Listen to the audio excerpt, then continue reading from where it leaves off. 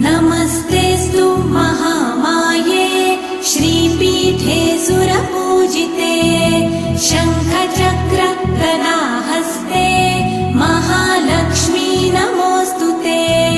नमस्ते गरुडारूढे कोलासुरभयङ्करी सर्वपाप हरे देवी महालक्ष्मी नमोऽस्तुते।